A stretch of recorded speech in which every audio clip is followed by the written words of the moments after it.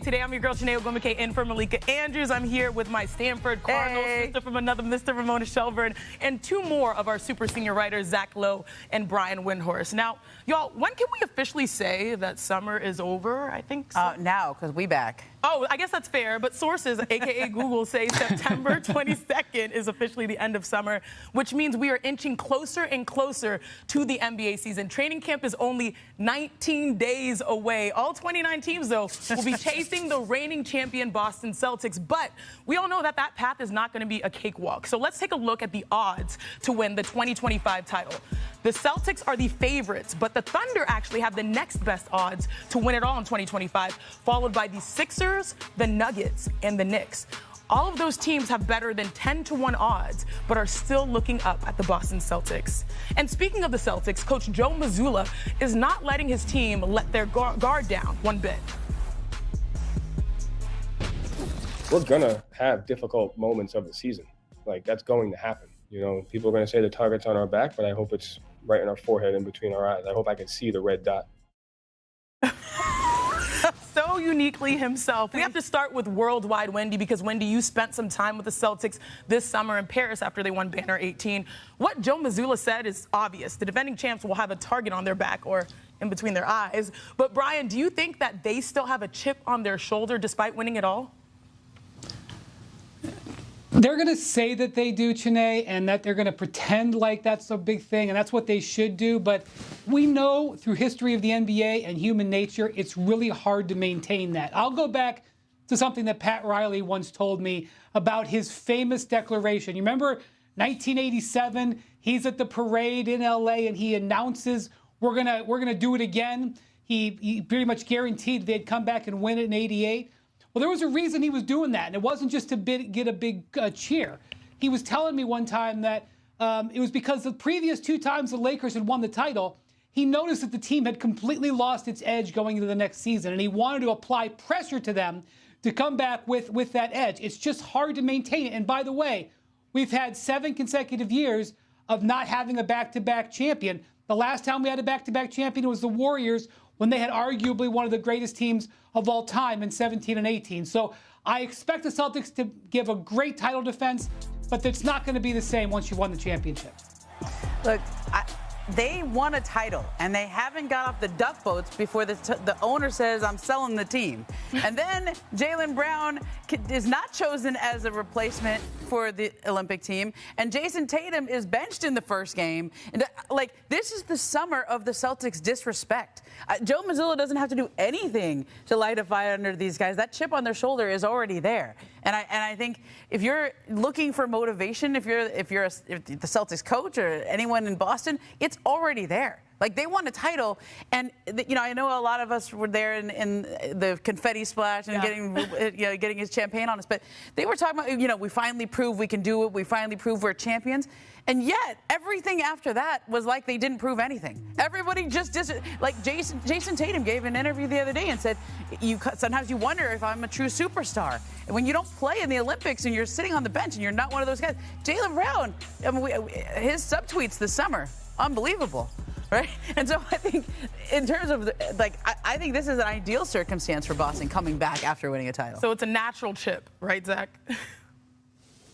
I had Joe Mazzulla on my podcast a few days after they won the championship, and I started to ask a question about repeating as champions and how were they going to lean into that. And I expected maybe a sort of soft deflection, and he interrupted my question and he said, it's all I've been thinking about since the final buzzer went off. And I love it. Say it out loud. Don't run from it. Try to break this streak of without a repeat champion in the NBA. I love it. They are going to have a little bit of a chip on their shoulder. I think Tatum and Brown are legitimately irked at how their summers went. But look, they got through the playoffs last year without facing any of New York, Philadelphia, or Milwaukee, all of whom were dealing with major injuries anyway. And every team they did face on the way to the finals was also dealing with major injuries. It's not going to be like that again. The East is better. Their run is going to be tougher. But they are the best positioned champion since those all-time great Warriors to make a real run at a repeat. Even a little bit better, I think, than last year's Nuggets, who came closer than people maybe give them credit for. I'm right there with you, Zach, because when I was trying to think about this, I was like, what is the glaring weakness for the Boston Celtics? There isn't one. They finished #1 in offense, #2 in defense. Health is probably the only question mark. But we all know that repeating as champions is very tough. And that is something that has not happened in the NBA in any of the last 7 seasons. We've gone 7 straight years with a new champion. That's something that hasn't been done in the NBA since the 1970s. So 7 champions in 7 seasons. I know Zach is on the record, as he mentioned, for believing that the Celtics do have the best chance at repeating since the Warriors, which you just said. Now, Zach, who do you, though, think is their biggest threat, though? I think it's the top of the East, which is going to be completely different if they're healthy this year than it was last year. The Sixers won free agency by getting Paul George, rounded out their team with good contracts, and they're well positioned to make a trade in the middle of the season.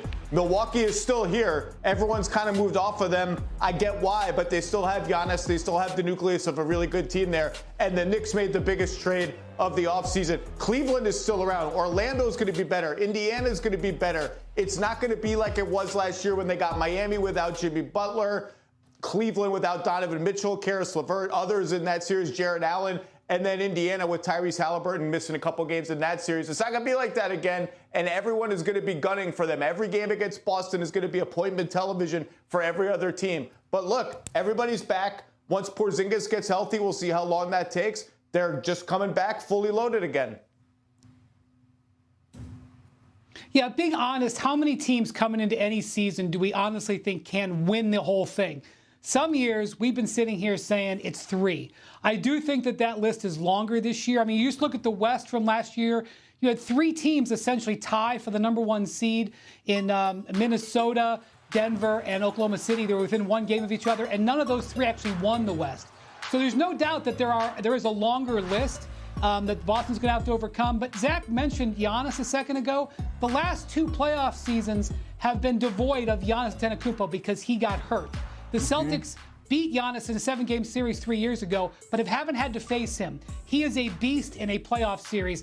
If he's back and healthy, that's a bigger mountain to climb, in addition to the Knicks and 76ers. So I do think they had a magical run last year. They earned it. They played great in the regular season. They played great in the playoffs.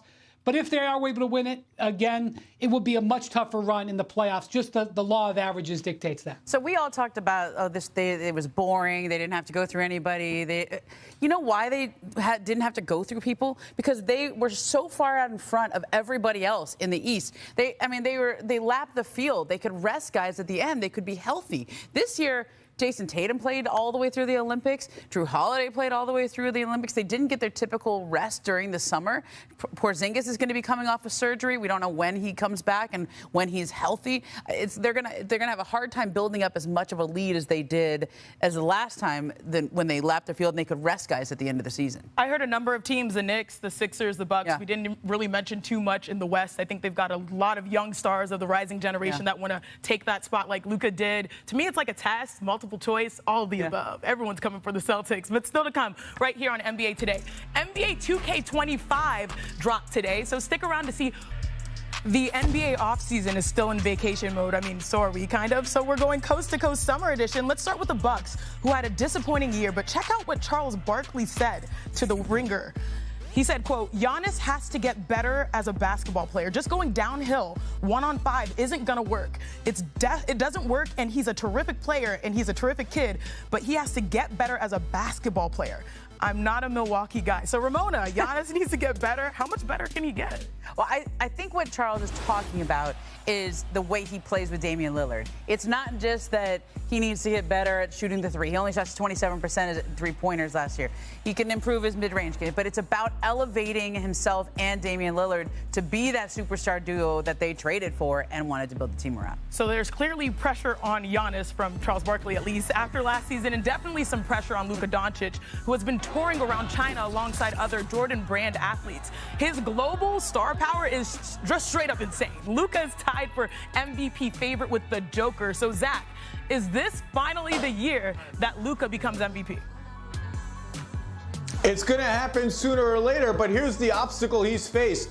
The Mavs have never had like a great regular season during Luka's career. 50 games last year, 52 wins the year they made the conference finals. They're always in that like 3, 4, 5, 6 area. It's hard to win the MVP there because there's going to be superstars way above you in the standings. Until they have that kind of season, 57, 58 wins, it's going to be tough. There's going to still be criticism, especially moving forward for the Mavs. But next up, why is everyone still throwing darts at Rudy Gobert? Take a listen. Woke NBA player. Rudy Gobert. Oh my God! I knew he was gonna say Rudy Gobert. I'm sorry to Rudy Gobert. No, because I'm gonna tell you what. If you sign a contract for $250, show me $250.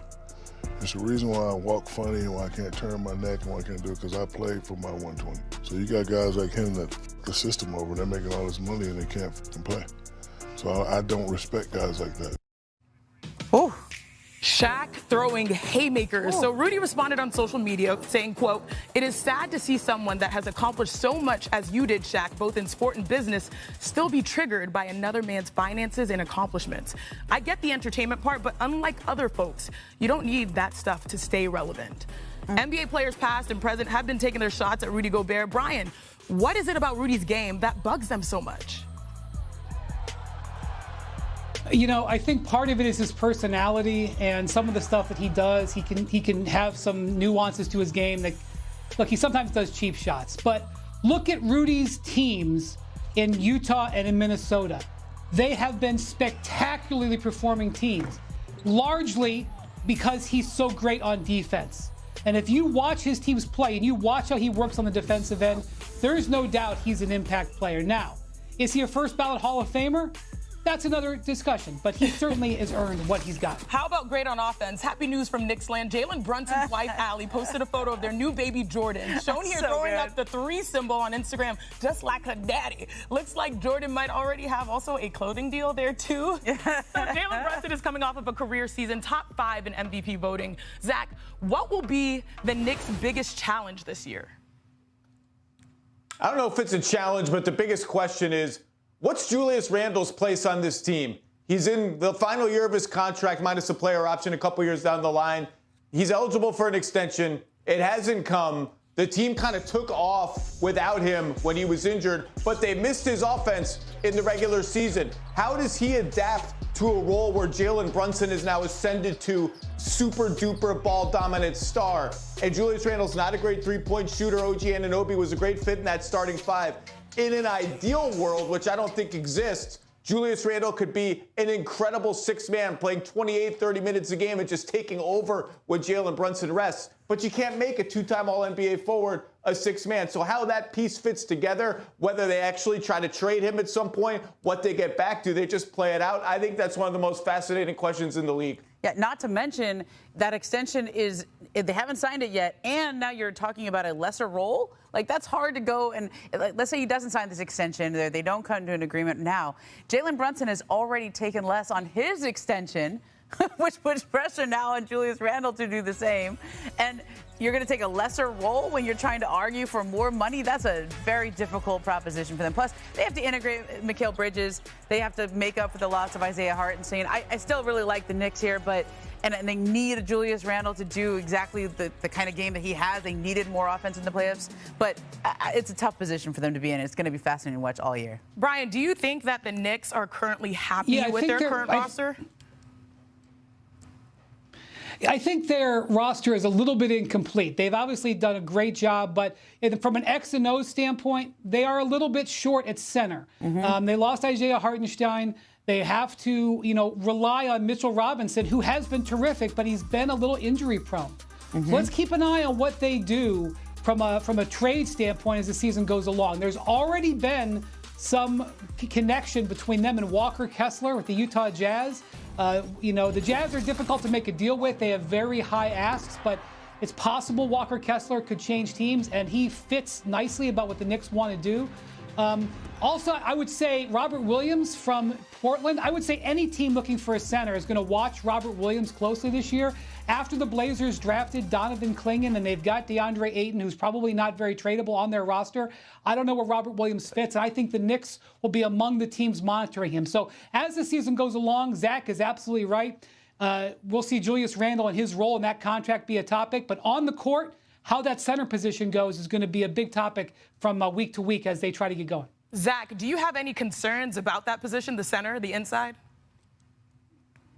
I do, only because of Mitchell Robinson's durability. I think he's a perfect fit for what Tibbs wants to do on defense. He's not as skilled as Hartenstein is on offense. Isaiah Hartenstein's a great passer, great floater. He's going to be awesome in Oklahoma City. I think Preston Chachua is underrated as a backup center. But look, these two issues can be connected, right? If Julius Randle, if the Knicks decide for whatever reason we need to move on from him, and one of the reasons Jalen Brunson taking that below market deal was so big for them is they can turn that Julius Randle salary slot into something real going forward, whether it's Julius Randle on a new deal or trading him maybe in a deal that brings them one of the centers that Brian mentioned. And I think Walker Kessler and Robert Williams III are good names, and I think there are others out there too. So again, we project how these teams are going to do based on how they are now, but the season is going to bring a lot of changes, a lot of trades. The Knicks are well set up regardless. Absolutely. They're at the point where all they need is a tiny tweak or so. But so far in the show, we've talked about the Boston Celtics. We talked about the New York Knicks. Why don't we switch conferences? Because coming up on NBA Today,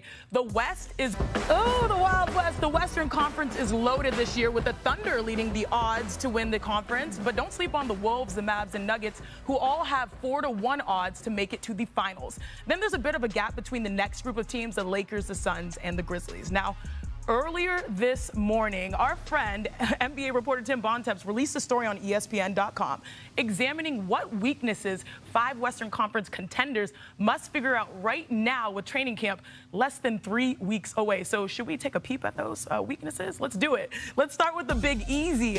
Following being swept out of the first round by the Thunder, the Pelicans shook up their roster by trading for all-star guard DeJounte Murray. But Bontemps is zeroing in on the void in the middle with starting center Jonas Valanciunas heading out east. So, Brian, what is the biggest question you have about the Pels? Well, it is a big question about whether Zion Williamson is going to be their starting center. That's going to be fascinating as we go through training camp. But their more pressing issue might be a disgruntled Brandon Ingram, who did not come to the team's informal workouts last week. It's almost kind of turned into like a football situation where a guy wants a contract, didn't come to the OTA. The thing about the situation with Brandon Ingram, under the new rules, it is very difficult for the Pelicans to pay him a max level salary. It is also difficult to trade him because there's probably 8 or 9 teams that can't functionally trade for him because of what the rules are, even if they wanted to. And this has led to one of their star players obviously upset, especially if you look at his social media. So they have got to handle that and get Brandon Ingram to at least some sort of content place going into the season, because no matter what his contract is, this is a high-stakes season for the Pelicans, and they need a big year from him. I mean, Brandon Ingram was the backup plan for so many teams this summer, especially the Philadelphia 76ers. If they didn't get Paul George, they were very interested in trading for Brandon Ingram. And the problem when you know that, when people have reported on that, is that Brandon Ingram knows that, right? He's thinking about, well, they don't want to pay me, and they were thinking about trading me, and now I have to show up and act like everything's fine. And I think Brian's right. I think that is the biggest issue because Zion can play the center position. I mean, he can be in that spot. They got Daniel Tice. They drafted a couple of guys and young guys in that position. But I think, they've got such a collection of talent, but one of their top 2 guys now is going to be disgruntled. And I don't see a way out of this other than just paying him, which would then put them in a very precarious situation going forward with the rest of the roster. Well, Zion can play center. The question is, can you build a functional defense with Zion Williamson at center and no traditional big man? And with Brandon Ingram and Herb Jones and DeJounte Murray in the fold and Trey Murphy III, yeah, they can switch a lot and maybe make it work. And by the way, Trey Murphy III is up for an extension. That's going to be a big deal when it happens, whenever it happens.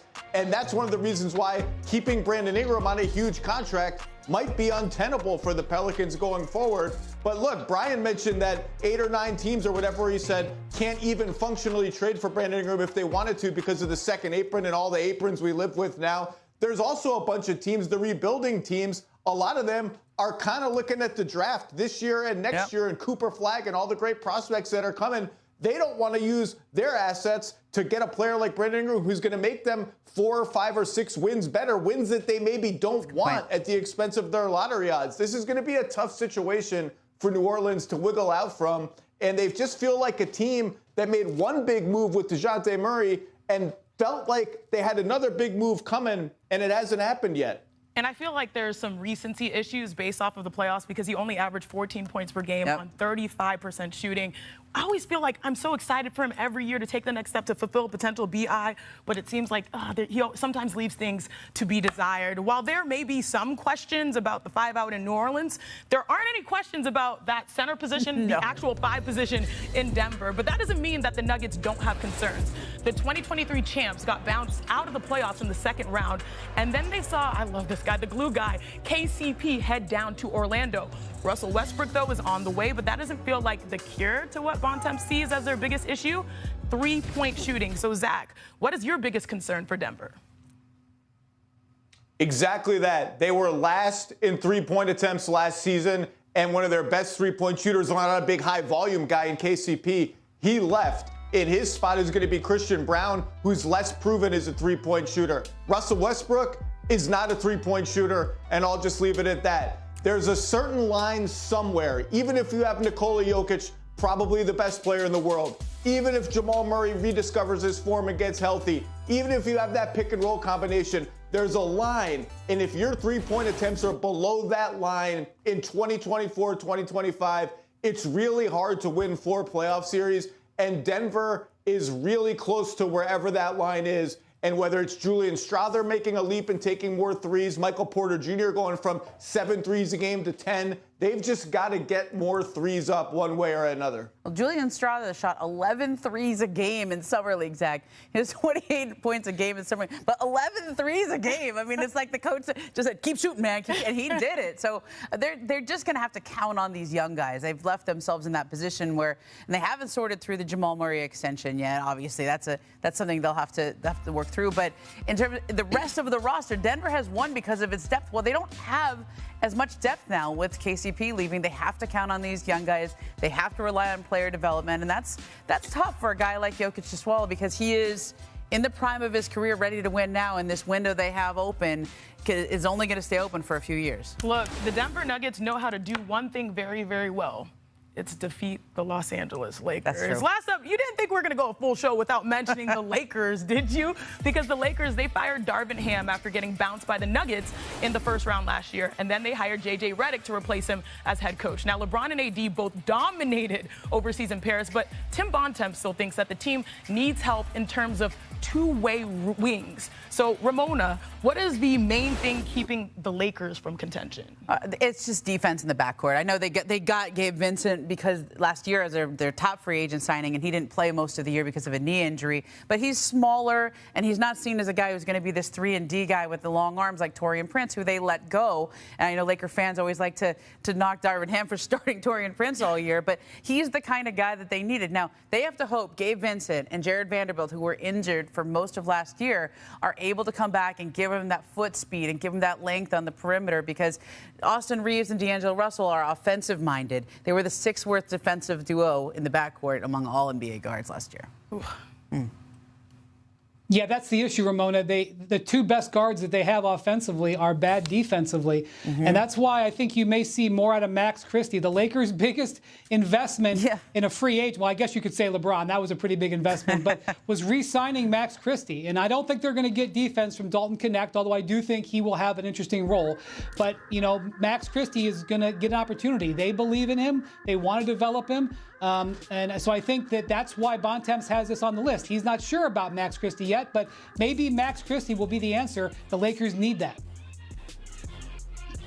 Wait, the Lakers need a 3-and-D wing? The Lakers need a 2-way wing? The Lakers can get in line with pretty much every other team in the league, maybe other than the Celtics, the Pelicans, and a few others. Everybody needs a 2-way wing. They're so hard to find. They're so hard to develop. And Brian said a name in his answer that I think is very important for them this year and going forward. Max Christie.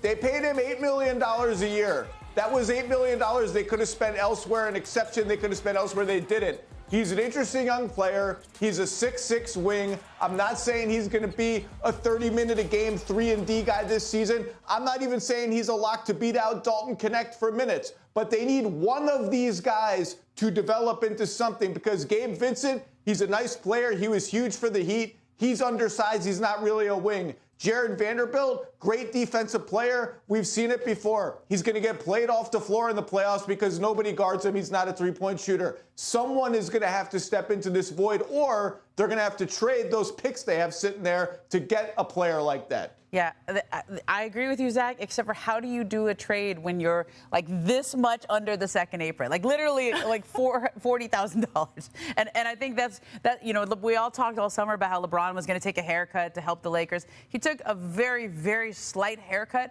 So they're under the second apron, but they don't have much maneuverability. And I still think they need another big man in addition to upgrading on the perimeter. So I think what you got is what you got. I'm laughing at the haircut. Like you're saying he should have just gone straight. I mean, there's not much hair to cut, yeah, but just You're funny. So the Lakers, they have to bolster their lineup. But in the meantime, what a lineup we have. 2K plays from the top 5 rated players this season, starting with, Joel Embiid on January 28th, 2018. This is a 2K-inspired, pump fake. Oh, come on. He is not known for his dunks, but that was a good one. Oh, well, rightfully so. They want him to not put his body on the line. And I love that Embiid had this stare down. Next up, Shai Gilgeous-Alexander. Oh, the hezzy. October 30th. Oh! It's so smooth, too. On 2 Pistons players. Like, it doesn't even look like he's moving. He's smooth like on the court and off the court. Exactly. Like, that's his M.O. He's just straight up levitating. And, of course, we're going to go to Giannis Antetokounmpo. April 14, 2019, Giannis with a steal. From the free throw line. Come on. You know what's crazy? A couple years later, we saw Wemby do sort of something similar, holding the ball up, but Giannis did it first. Free throw line. Come on now. Now, top of the top, Luka Doncic, March 31st, 2024. This incredible run that he had last. Oh, come on. Come on. Underhand from like 1 foot inside. Luka Magic, man. Luka Magic, for sure. And, of course, we have to check in on the MVP, Nikola Jokic, January 4th of this year.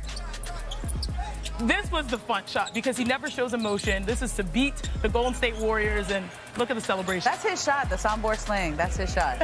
I know, right? It is. How much beat the Lakers with like 3 of those? It's not fair. That's the game winner. Try defending that shot. I love it. I love it. I'm not sure if you guys noticed, but the top 5 players rated in NBA 2K are not American-born players. So let's pull up the rest of the top 10 in the NBA. And if you pull up the top 10, LeBron comes in at number 6, followed by Steph, Tatum, KD, and AD. So, Brian, who do you think should have cracked the top 5? I mean, everybody in Jason Tatum's fan club is still mad at Steve Kerr. How about Jason Tatum is on the cover and he's 8th? Right. He's 8th? Right. He's a 3-time straight first-team All-NBA player. How about, where's the hate for this? I mean, look, Steve Kerr's got to beat Serbia. That's one thing. Jason Tatum in this game, I mean, he's the champ. He's got a $300 million contract. He's 8th. Man, where's the hate for that? I'm waiting for it. Brian, I know you were in Paris watching every single one of those games.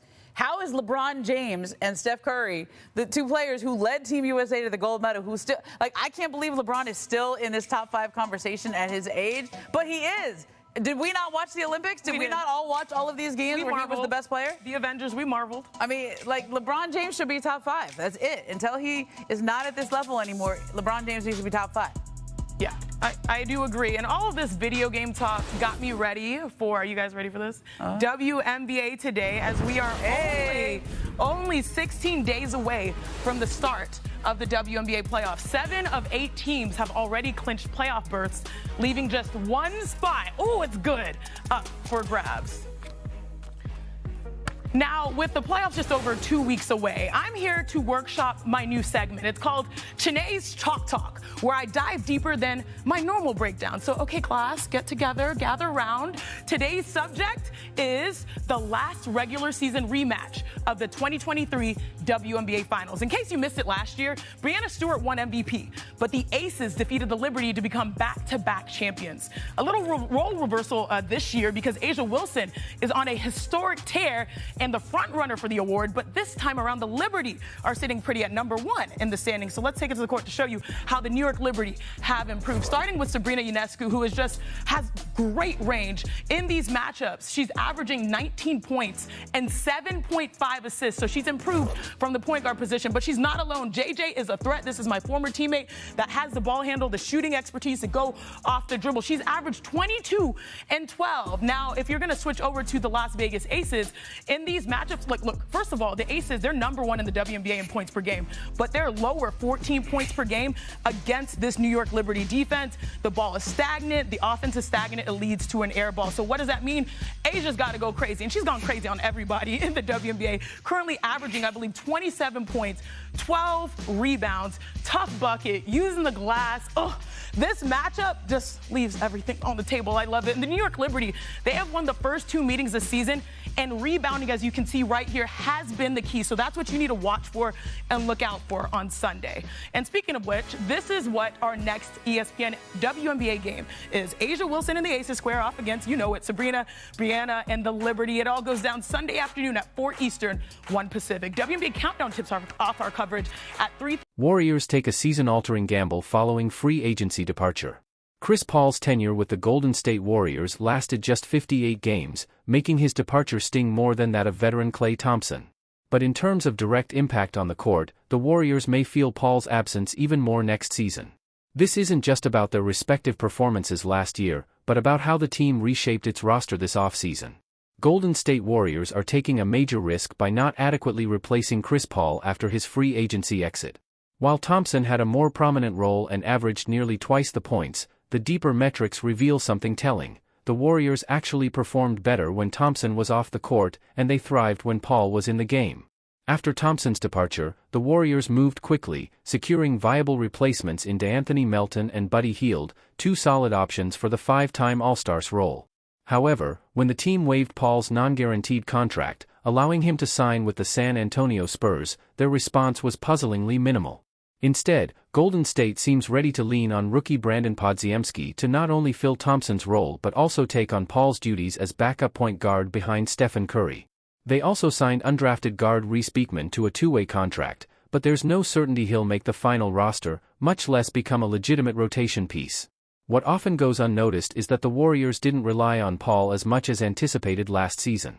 While part of Paul's value was as an ideal backup for Curry, the 2-time MVP remained mostly healthy, playing in 74 games, his highest total since the 2016-17 season.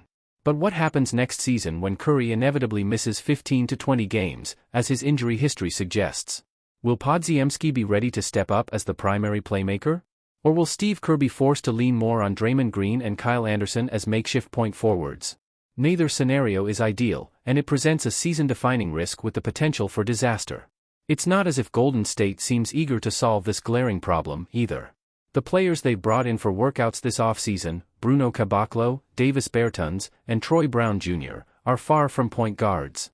There's still time for the Warriors to make adjustments before training camp and the preseason, but as it stands, there seems to be a severe lack of contingency planning if Curry goes down or if Podziemski proves unready to lead an NBA offense so early in his career.